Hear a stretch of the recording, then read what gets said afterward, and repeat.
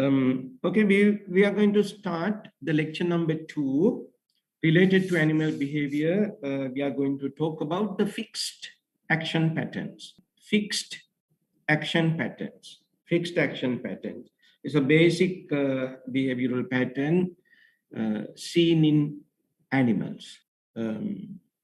Shortened form for fixed action patterns is FAP, FAP, fixed action pattern.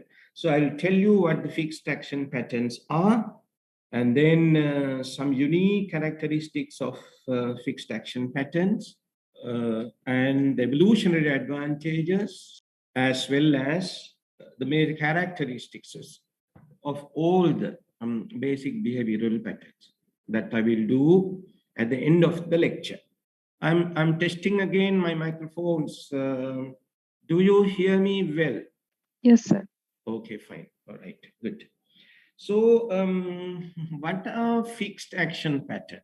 What are called fixed action pattern? Singling make it niyata charya rata kila. Niyata charya rata. Fixed action patterns. Now, a fixed action pattern is a predictable series of behaviors. Predictable series of behaviors triggered by a unique stimulus called a release. This is the standard definition. Neta charya rata vanahi release. Emanattanki stimulus kene uteje api classify කරන කියන විදිය. ඒකට පමණක් උත්තේජනය වුණාට පස්සේ සත්තු පෙන්වන විශේෂිත චර්යා රට ශ්‍රේණියක්. ඉතින් ඒකට තමයි කියලා කියන්නේ fixed action patterns. Perhaps at this very moment you would not understand this meaning, the real meaning of this, but let's try to understand what fixed action patterns are using some example. Now I'm going to take 3 examples. The first example comes from the black-headed seagulls. Black-headed seagulls, and then the second example is from a bird species known as grey-legged geese. Grey-legged. And the third one is from a fish species. Of course, we also have some fixed action patterns. I'll tell about those fixed action patterns in this lecture. Now, I'm showing you some photographs of these black-headed seagulls. Now, they are called black-headed seagulls because their head is black in color while the remainder of the body is white. And at the tip of their wings, again, we see some black marks, black patches. Now, they are a kind of a coastal birds, means they live in a coastal area, not in our country, but in countries like Denmark, England, France, Germany, etc. So they are kind of a European bird. Now, you know that these countries, these cold countries, actually, they experience winter, right? Now, during the winter season, the temperature is freezing cold. So, being termed warm-blooded animals, now these animals, these birds cannot stay in there. Therefore, what they do is that they migrate to warmer habitats. Warmer habitats. They migrate. They are a migratory species, and they mainly feed upon the fish in the sea. Okay, now they are quite large birds. Now the length from nose to the tip of the beak to the tip of the tail is about 1 foot, right? 1 foot, quite long.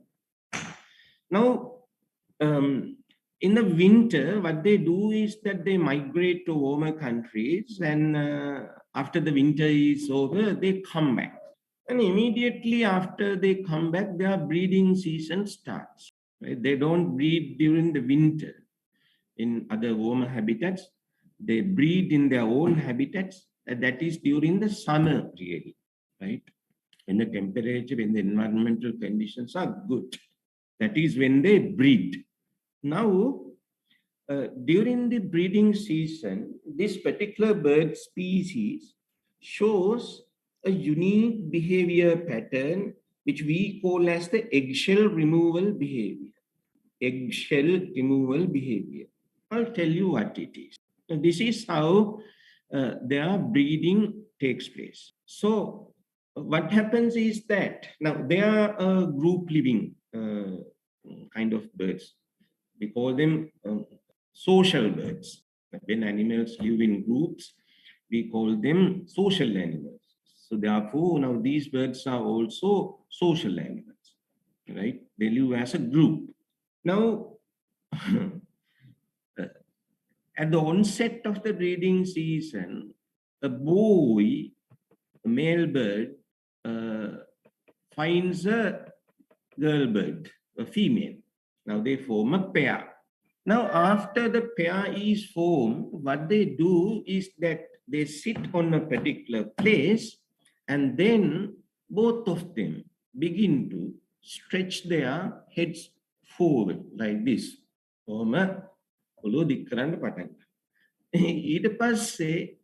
Next thing what happens is that they looked away. So the male bird looks this way and the female looks the other way, right?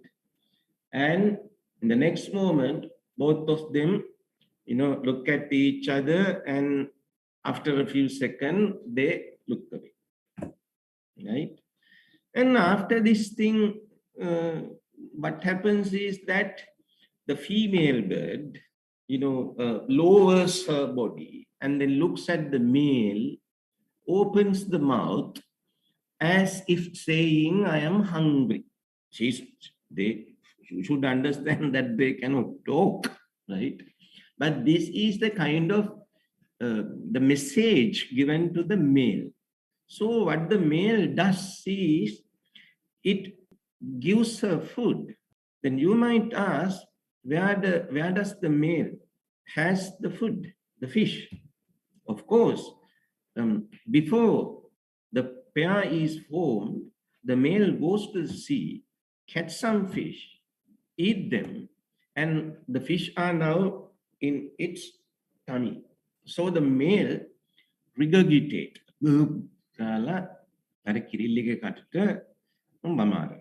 Right? Now after the female bird eats, what happens as expected is that the pair mate, and the one on top of the female is the male. And after mating, they make a nest, both of them together. They make a nest, and they make the nest on the ground. Therefore, they are ground nesting birds. And after that, what happens is that the female lays a few eggs. Okay. After the eggs, now these are their eggs. Now these eggs are normal eggs, and there are some dots, some marks on the surface of the egg, right?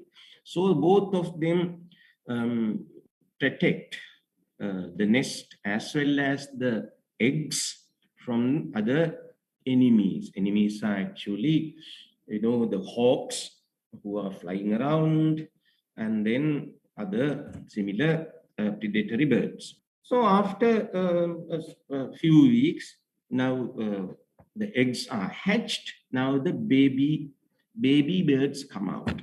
We call them the chicks. Chicks. Now both the mother and the father, catch fish and then come back and then feed the chicks. Now after the chicks are born, what happens is that the shell will remain in the nest. So either the mother or the father will collect that empty shell and then flies away, dumps it in a distant place, come back. Right? That's what they do. That's what they do. Now, this is a very fixed thing. They always do this. Now, in place of an eggshell, empty eggshell, if you place any flashy object, for example, a piece of aluminium, or even a piece of metal, the bird would do the same. They would do the same. They will always collect it and then dump it in a distant place. But the question is now, why do these birds do this? Now, this behavior is what you call the eggshell removal behavior. Eggshell removal behavior. Now, the next example comes from another kind of bird. They are also big birds. They are known as the grey-leg geese. Again, an European bird. They are also migratory. Their breeding season again starts after coming from their wintering homes, and then a male and a female meet, and then they mate and they make a nest on the ground, and then the female lays a few eggs, right? Now, what you see in the first diagram in here is that a female has already laid her eggs and she is incubating while sitting on those eggs in the nest. Now, while she is moving here and there, what happens usually is one or two eggs might slip away, roll away, right, from the nest. That happens. So whenever she notices an egg rolls away, what she does is that she extends her, still while sitting on the nest, she will extend her head and then place her beak under the egg and then gradually begins to roll it back. She begins to roll it back to the nest, Now, while if we place a, ping pong ball, table tennis ball, ping pong ball, if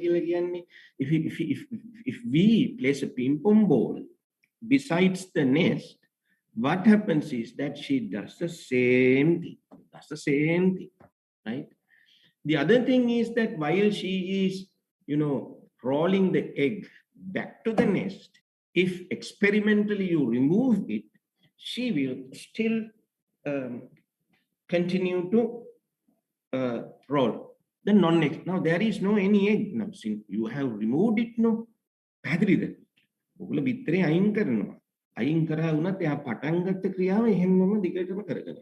Interesting, isn't it?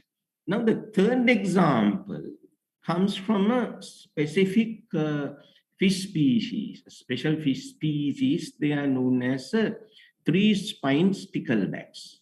It's a small fish, usually seen in the streams in America, North America, and they are called three-spined sticklebacks because they have three spines on their back.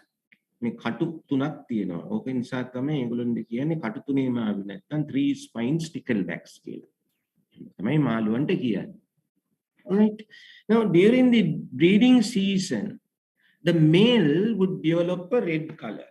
The abdominal area of the male becomes red in color. That is an indication that the male is ready to mate. But the interesting thing is, now, usually the fish also kind of a social animal. They live in groups. So whenever a male fish approaches a female, if another male comes with the same color pattern, the red color in the abdominal region, the males would, peck at each other. And that part,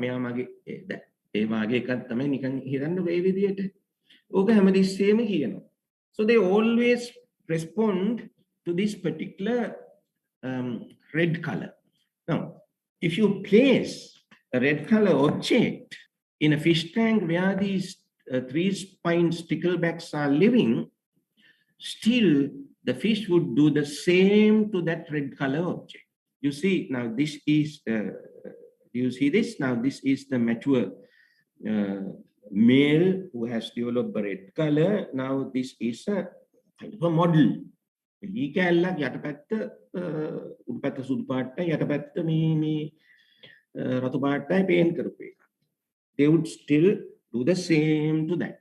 Now this particular behavior was first noted by a scientist while he was hospitalized in a hospital for a particular disease, right?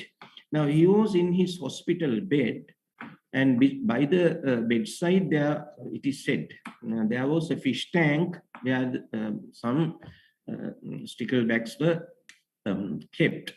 මල් ටැංකි තියන්නේ සමහර ළඟට මල් ටැංකි මල් පොකුරු මල් බාස් එහෙම තියන්නේ අන්න ඒ විදිහට මෙයාගේ ඔක දීලා තියෙනවා. දැන් now this person, the scientist, was in the ground floor of the hospital, and you know, ambulances usually come to hospital carrying patients, etc.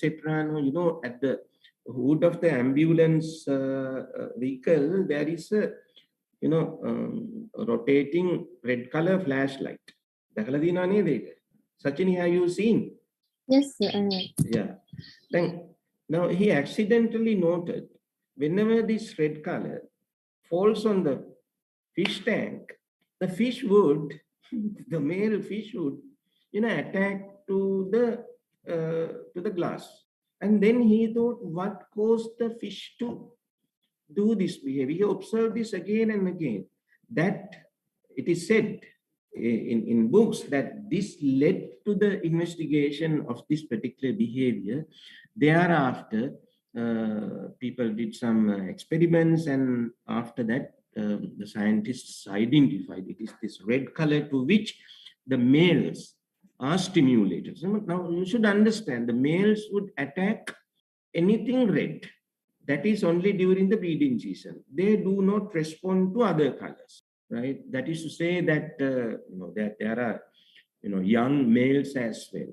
Young males do not develop this red color. They don't attack these young individuals who have not developed the red color. So question is, why do they do that? Now we have three major questions to answer, right? Number one, why do the black-headed seagulls remove the empty eggshell? Number one, right? It's a fixed action. They always do that. Even if you place, like I said, some flashy object, they would do the same thing. Secondly, gray-leg geese, the growling behavior, right? They always roll back the slipped away eggs back to the nest. All right. And then even if you, while she is rolling back the egg, if you remove it, she still continues rolling. There is no egg, but she continues rolling. Now she has started something, and it continues until it is finished. Now the third example is the sticklebacks attack the red color. Anything red, they would attack. They always show this. They always show this behavior. Now, these kind of behaviors are actually known as the fixed action patterns. Fixed action patterns.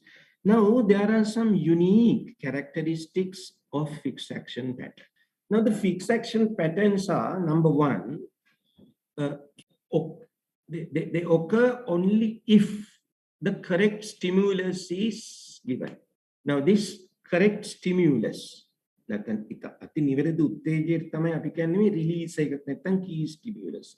Now, as far as the black-headed seagulls are concerned, for the eggshell removal behavior, this empty eggshell is the releaser. This is the releaser, right? They would not remove other things. They are stimulated only to the empty eggshells. So they can be stimulated by a piece of aluminium as well. So then anything flashy. මොකක් හරි දිස්නේ දෙන ඕනේ මේකක් මේගොල්ලන්ට ඒ අදාළ උත්තේජය වෙනවා අර කියන Excel රිමූවල් කියන එක පෙන්වන්න. මෙන්න මේ බිත්තර කටුව ගත්තොත් එහෙම බිත්තරේ බිඳිලා එළිය ඒ කියන්නේ කටුව සාමාන්‍යයෙන් බිත්තරයක් මෙතන බලන්නකො එළියට තියලා අවුව බේලන්නකො මොකද වෙන්නේ කියලා ඒක ඇතුළේ ටිකක් දිලිසෙන්න ගන්නවා. It is flashy, isn't it? Also white in color. Right? Now the other thing is for the egg retrieval behavior of gray lag geese, the releaser or the key stimulus is the egg slipped away from the nest. Any round object, white color, would do the same behavior. So the releaser is round object, whitish round object. If the ball is painted in black, they don't do that. And for the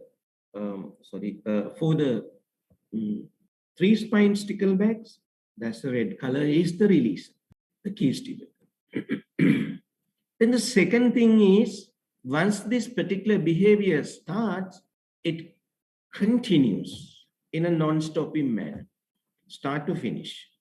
Proceeds from start to finish in a non-stopping manner. You get that? Did you get that idea? Pasindu? Yes, sir. Sonali? Yes, sir. Good. Let me talk to some other students as well. I can call you by your first names if you indicate your names. Numbering kata karani hirakaryantane. Some students have okay, Prasadi? Yes, sir. Did you understand? Yes, sir. Good. Where do you live, Prasadi? I'm from Kurunagala, sir. You are from Kurunagala. Malmi. Malmi, that may connect to Nea. Okay. Now the other thing is they do not change by different environment.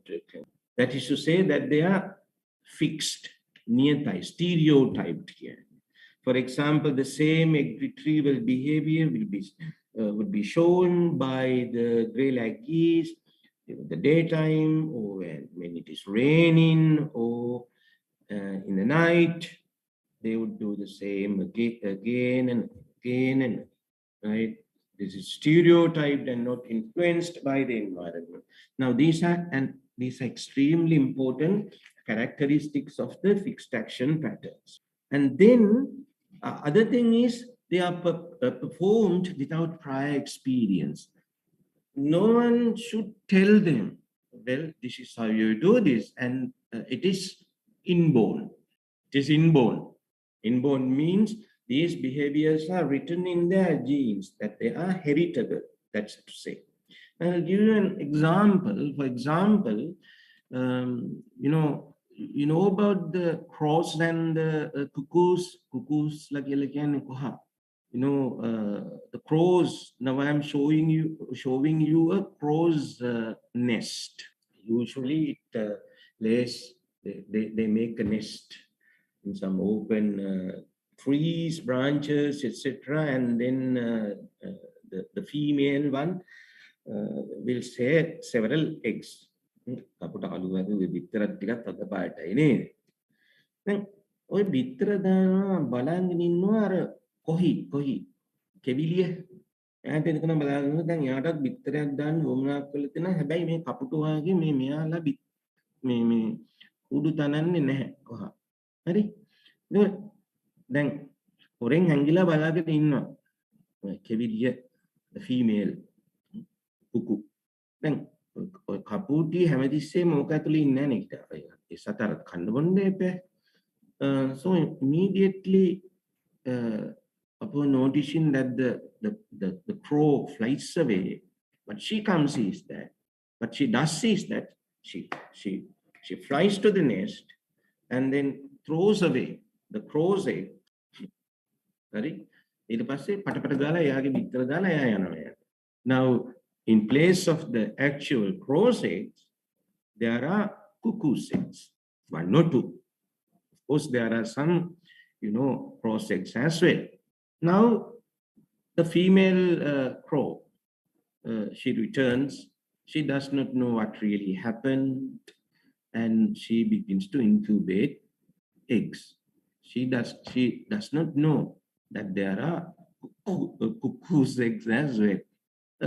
One interesting thing is that the cuckoo chicks are born before the crow's chicks.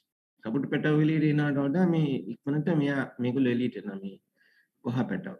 And immediately after the cuckoo chick is born, what it does? කොහොමරි කරලා අර උඩේ තියෙන අර කපුටු බිත්තර ටික එළියට තල්ලු කරලා දානවා. That is what you are witnessing in this photograph. And this is what you call the egg evicting behavior or egg rejecting behavior. Very interesting, right? Now, no one has told this cuckoo chick, to throw away the eggs. I think you can understand the advantage of doing this, right? Still, the crow wouldn't identify if this cuckoo chick is actually cuckoo chick or a crow's chick. So what she does is that she feeds this one. ටිකක් කාලයක් ගියාට පස්සේ තමයි එයාට තේරෙන්නේ මේ ඉන්න වෙනින් එකක් කියලා. ඊට පස්සේ එයා ගහලා පන්නනවා. But at that time, now the fellow is able to fly. So it flies away. Then another example, red squirrels. Now these kind of squirrels are found in, again, North America. So you see there are lots of examples I'm using. They are from other countries. The reason is that not many behavioral research have been conducted in Sri Lanka. There are, but not many. Therefore, that most of these examples are overseas examples, foreign examples, right?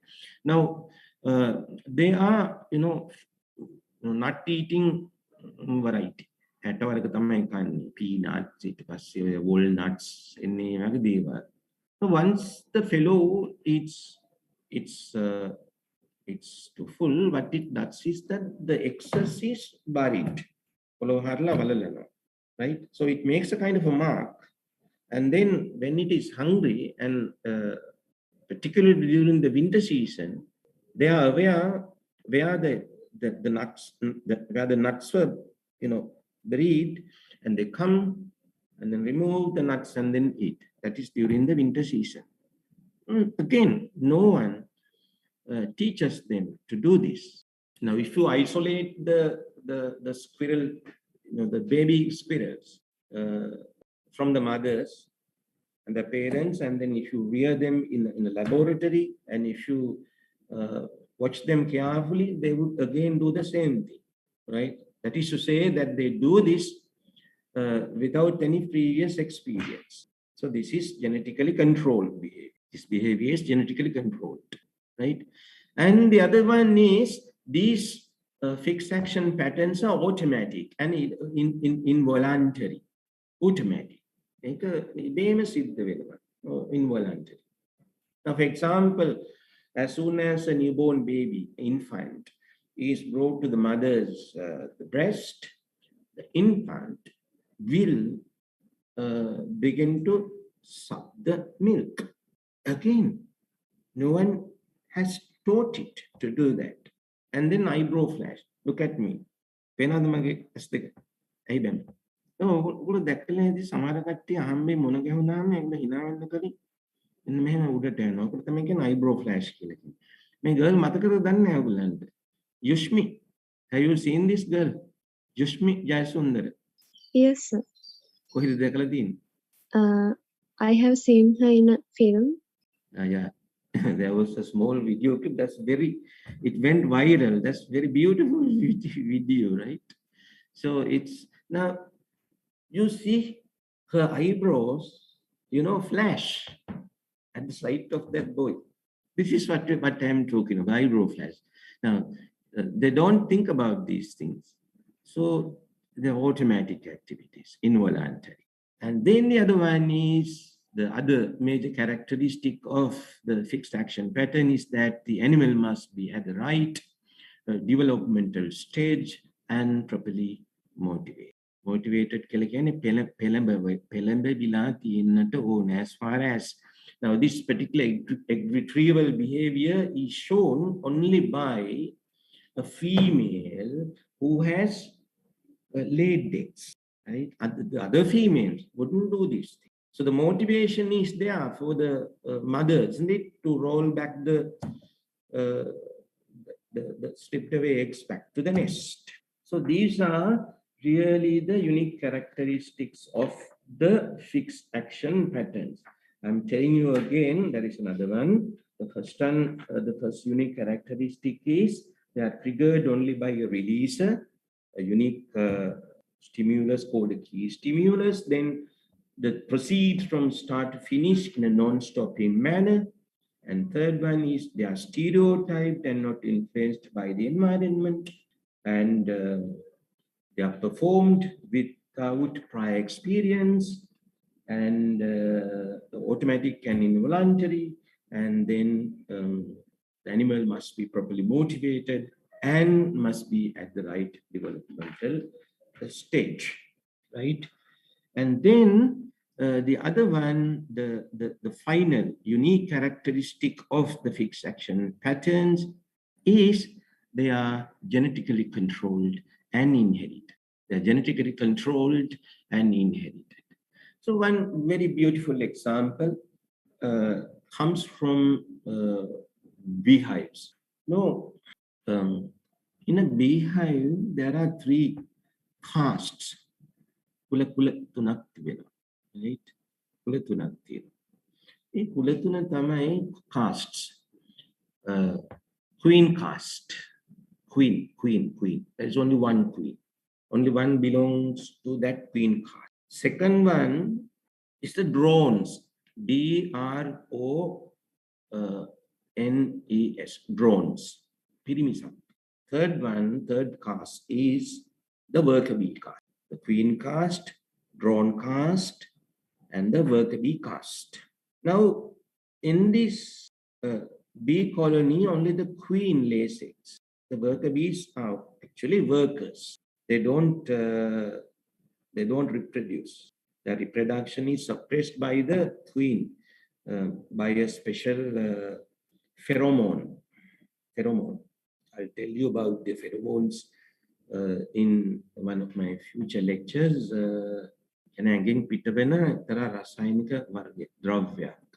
Pheromones can we also have pheromones. Okay. We have our own pheromones, dogs have their own pheromones, cats have theirs, and then likewise the bees, they have their own pheromones, right? So now after the queen lays eggs in the cells in a comb, in a beehive, what the worker bees do is that they seal, they cap, they cover the mouth of the cell, and inside the egg now grows. And after that, a young larva, key take, sometimes these larvae are infected by some bacterial diseases. Therefore, the larvae die inside the cell. They die inside the cell sometimes. So when this happens, the worker bees have an innate ability to detect those dead larvae. What they do is that they uncap, they remove the seal and then remove the dead larvae and then discard.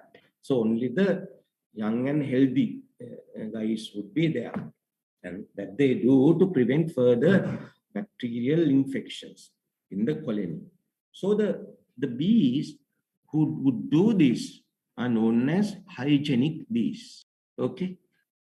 Yet in some other bee colonies, the bees don't do this. Now, the scientists thought that this particular behavior is genetically controlled. There are 2 things involved. Number 1, uncapping. And then number 2, removing the disease or dead larva. There are 2 characteristics. So what he did was that he selected a homozygous hygienic bee colony. ඒකේ ප්‍රවීණි දර්ශය අපිට මෙන්න මේ විදිහට simple u simple r කියලා දෙන්න පුළුවන්. simple u කියලා කියන්නේ uncap කියන එක. මේක ඇවිල්ලා නිලීන ඥානයක්. uncap and remove. And then he selected another bee colony where the bees would not do this particular behavior, would not show this particular behavior. They are again homozygous, non-hygienic bees. Then he randomly selected a queen from one colony and drone from another colony, because it's the drones that reproduce, and then allowed them to mate. And then, as expected, non-hygienic hybrids were formed. And then after, what he did was that they were back crossed. මේ එකිනෙක මේ කියන්නේ මේ මව් ජීවියකින් එකිනෙක සමග මේ බැක්ටොස් කියලා කියන්නේ පිළිදෙමුම නේද ඒකට කියන්නේ පිළිදෙමුම නේ ඉතිනගෙන තියෙනවා නේ එමෙ කරලා මේ කරාට පස්සේ මෙන්න මේ බලන්නකෝ මේක ඔයගොල්ලෝ විතර හදලා බලන්නකෝ මෙන්න මේ අනුපාතයට මේ ප්‍රවේණී දර්ශ රූපානුදර්ශ හම්බ වෙනවා. So now this clearly indicates that fixed action patterns are genetically controlled, and not only that, they are inherited. So that is the seventh important characteristic of the fixed action pattern, right? So I hope that you have a very good understanding about the fixed action patterns. As I told earlier, fixed action pattern, now you understand, right? It's a predictable series of behaviors. Okay, let me share my whiteboard. Today I cannot really use my stylet because I'm using a different computer for this presentation, but I will type it. You all can see, no? Can you see? Yes, sir. A fixed action pattern is predictable. දැන් මේක තේරුම් ගන්නකො predictable. predict කරනවා කියලා කියන්නේ මේක අපි අනුමාන කරන්න පුළුවන්. උදාහරණයක් විදිහට අර ස්ටිකල් බැක්ස්ලා ඉන්න මාළු ටැංකියකට රතු පාට මේ කියන්නේ බඩපැත්ත රතු පාට වෙච්ච ස්ටිකල් බැක්ස්ලා ඉන්න මාළු ටැංකියකට රතු පාට ඔබ්ජෙක්ට් එක පේන් කරපු එකක් දැම්මොත් කොටන්න ගන්නවා. It's predictable. We know that. That is why we say that it's predictable. And then for the black-headed seagulls, then if you remove, if you place a piece of metal object, flashy metal object, then we can predict that they would always remove it. If you color ping pong ball by the side of the grey-lag geese nest, then they would begin to roll it back. We can predict it. So fixed action is predictable. And then predictable series of behaviors. Series of behaviors means once it is started, you really cannot stop it. Now, for example, if at the time the black-headed seagull picks the shell, if experimentally we remove it, still they would fly away and then pretend as if they drop it somewhere and then come back. It's a series of behaviors. පටන් ගත්තොත් නතර කරන්නෙම නෑ, ඒක දිගටම යනවා. Behaviors triggered by a unique stimulus. By a unique stimulus called release. We also call it key stimulus. Do you understand this sentence now? Pasindu? Yes, sir. Good. Fixed action pattern is a predictable series of behaviors triggered only by a unique stimulus, triggered only by a unique stimulus called the release. Triggered, make a only. Triggered only. Triggered only by a unique stimulus. So now the behaviors. Now there are, as I have already explained, there are some unique characteristics of the fixed action pattern. Now let me stop sharing now. Okay, I'm back to my original presentation. So can any one of you tell me the advantages of these the above fixed action patterns? Can any one of you please tell me, why do the black-headed seagulls remove the empty eggshells? Number one. Number two, why do the the gray-lag geese, Harau, why do they roll the slip-away eggs back to the nest? Third one, why did the three-spined sticklebacks attack other males who have developed a red belly? Can anyone of you answer to this question? These three questions. Prasadi, can you try? You can use any language. පළවෙනි එකට උත්තරේ කියන්නේ අර මේ කටු අයින් කරන එකේ eggshell removal behavior එකේ පරිණාමික වැදගත්කම. Can you explain? Prasadi, can you please respond? Okay. Sachini, can you? Yes, sir. Can you explain? Maybe because like the eggshells are sharp, maybe. And it might, yeah. Eggshells are sharp, okay. And yeah, like, you know, cats, maybe the eggs, like, you know, attract predators and they want to, you know, cover their tracks, so they put it somewhere far away so that their chicks would be, you know. Okay. How is it possible that they attract the predators? Well, maybe because it's shiny, and then there are other, you know, birds who prey on other small birds, and seagulls maybe, or maybe other predators who can, like, maybe a hormonal thing. I'm just guessing. Yeah. You're right. That's actually the correct answer.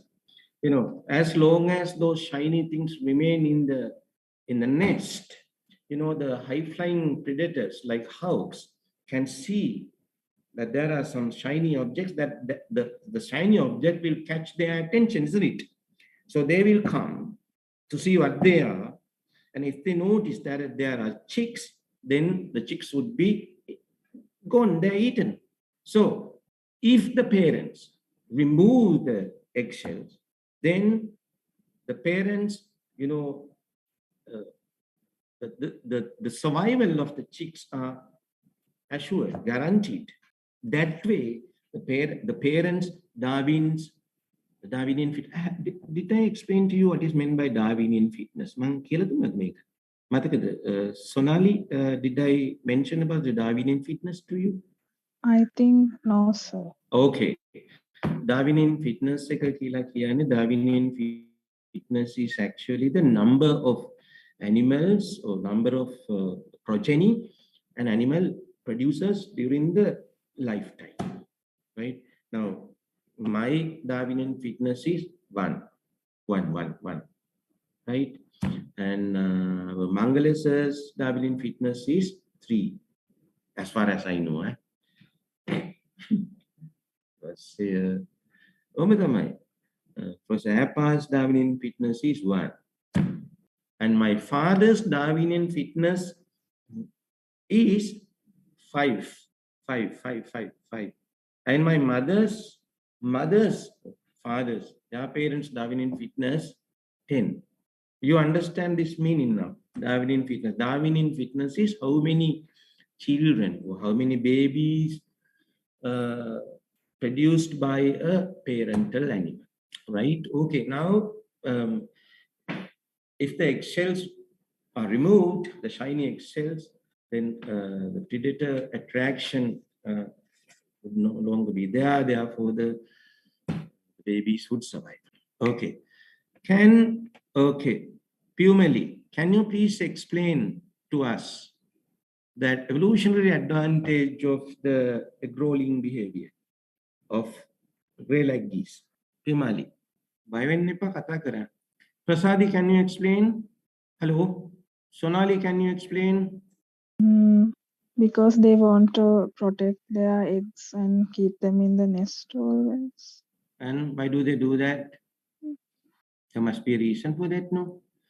So if only if they protect, if the mother rolls the slip away egg back to the nest, then the sure death of the baby can be prevented, isn't it? So that way again, her Darwinian fitness can be, you know, the survival of the baby can be increased, right? Okay.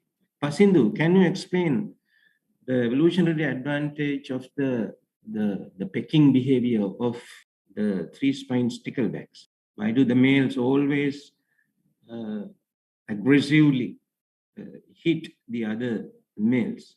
I think it's a fetus to the environment for as a natural selection. We know they have the thing say කියන්නේ තරංගයේ තියෙනවානේ කවුරු අතර survival and එතකොට ඒ කියන්නේ males females අතරේ reproduce කරන්න තියෙන තරංගය හින්දා most abundant එක්කෙනා තමයි එතකොට most powerful එක්කෙනා. oh That's I agree. Yeah. Those are simple answers. You see, now read evolutionary advantages of the fixed action patterns. Eggshell removal behavior. Presence of any shiny object inside the nest would definitely catch the attention of chick predators. So the seagulls that remove their shiny eggshells are not likely to invite predators and to have more surviving offspring than those who do not show this particular behavior. Then the retrieval behavior. The goose mother that retrieve their lost eggs are likely to have more surviving offspring than those that don't. Then aggressive displays. The male that scares off other males most will get more chances to mate with females and like to have more of its own offspring than those that don't show this behavior. Simple, no? Are lazy?